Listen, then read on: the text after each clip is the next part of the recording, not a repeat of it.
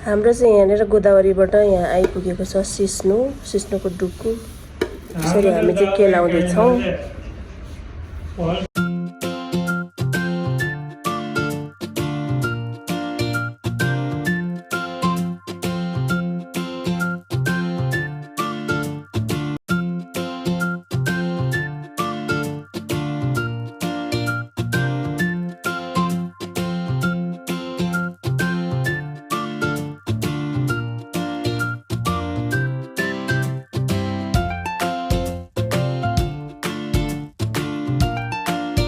हाम्रो cameramen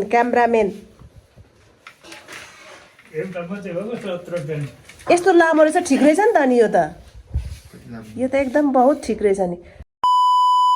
hello everyone, सेवा नमस्ते, फेरि पनि स्वागत छ मेरो च्यानलमा। आज चाहिँ हाम्रो पापा धेरै पछि फिल्म बनाउने भनेर आफैले सम्झिनु भएको, अनि त्यही भएर म चाहिँ आज सिस्नु पकाइदिएको छु नि त मैले।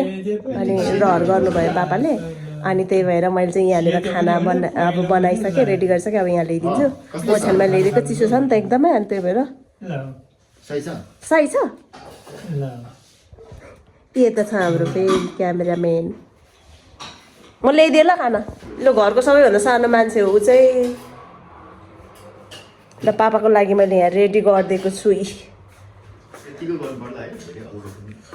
ल, यो चाहिँ पापाको लागि खाना स्पेशल छ। मैले यहाँबाट के अरे माथिबाट यो टिमुरको छोप यसरी लगाइदिएको छु ल आपा। टिमुरको छोप बाहिरबाट लगाइदिएको छु ल। अचार उचुर देखिन भन्नुहुन्छ, यहाँ अचार घुमाइदिँदैछु मैले। यहाँ टमाटरको अचार छ, पापालाई देखाइदिनुपर्छ। यो मुलाको मसिनो पात।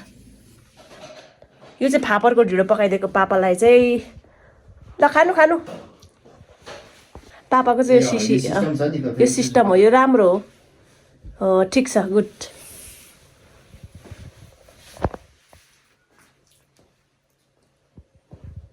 ल, यसरी खानुहुँदैछ है पापाले चाहिँ। ल, ठिक छ।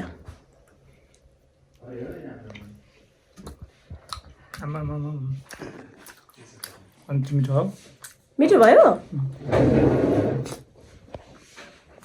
काम बिगार्दैछ कि सपार्दै रहेछ डेभिड? ए हो, ठिक छ। यस्तो तकडा हुनुहुन्छ कि हाम्रो पापा।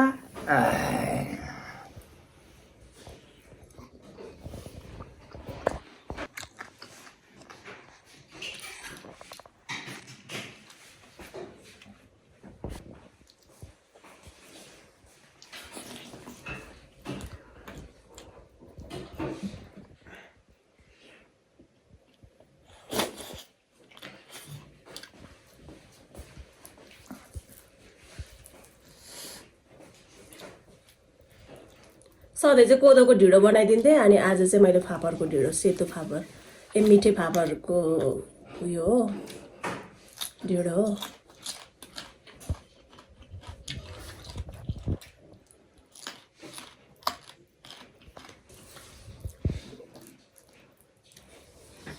काठमाडौँमा आएर भातको ढिँडो खाइयो। म त के खुवाउँछु है।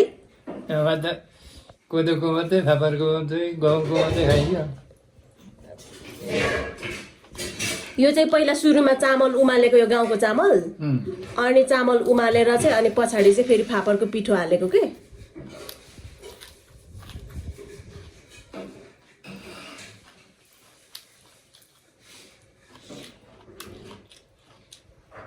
पापालाई सबैभन्दा मनपर्ने खानेकुरामा पर्छ है ढिँडो र सिस्नु चाहिँ।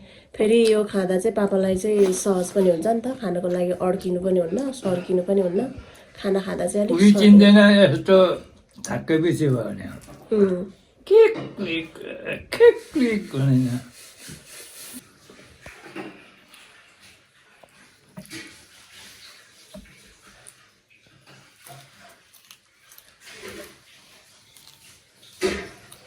मैले त भातै नदेखायो, म त भात खाइसकेको।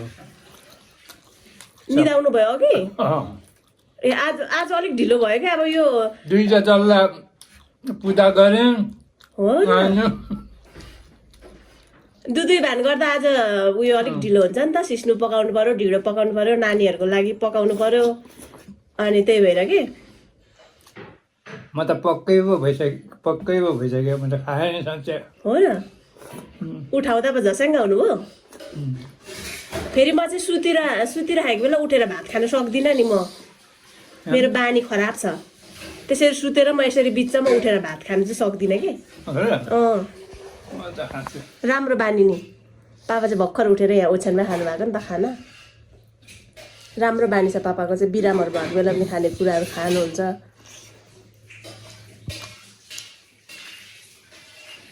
मेरो त बानी त के भन्नु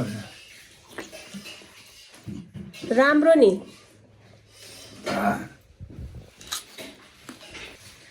बेलुकाको भोजन ढिलोबाट सुरु भइरहेको छ पाइदिनु ल एक गाँस खुवाइदिनु खाँदैन ऊ खाइसक्यो भात खाइसक्यो खाइसक्यो तपाईँको छेउमा राखिदिएको कि कहिले बस्दैन नि त ऊ त्यही भएर ठिक छ आज त अनि ह्यान्डसम हुँदैछ तिमीलाई एउटा सरप्राइज दिउँ भनेको तर ह्याप्पी हुन्छ कि तर बेबीको चाहिँ जेरो रियाक्सन हो कि त्यही भएर खासै सरप्राइजहरू दिनु मन पर्दैन मलाई जस्तै अब अहिले मम्मी त प्लुक्कै अगाडि आइपुग्नु हो भने के भन्छौ तिमी मात्रै नमस्ते कस्तो गुली अचार हो कि कसो ला नुन लागेर के हो त्यसो भए अलिक नि केमा अचारमा गुली अचार ह्यान्डसम देखेको छ त हौ चाउजुनलाई त आज उल्टा मुला खाएर होला होला मुला खाएर ह्यान्डसम भएको कुरा चाहिँ त्यसरी हो छ हो मुला खाएर होला हौ आपा है मुला खानु भएर होला जस्तो लाग्छ मलाई के खाने तिमी ढिँडो ऊ चाहिँ ढिँडो नखाने पार्टी हो उसलाई चाहिँ अन्डा भात भए पुग्छ अनि यता चाहिँ ढिँडो सिस्नु भए पुग्छ तर तिमी सुति गएको हुन्छ हजुर खाइसक्नु भएन खाइसक्नु भएन पड्किन्छ होला ढिँडो पनि धेरै भयो हो खाइसक्नु भएन भने होस् न एकछिन बस्दै गर न म भन्छु तिमीलाई ल तलै जाऊ जाऊ जाऊ मलाई खाइसक्नु छ मन परेको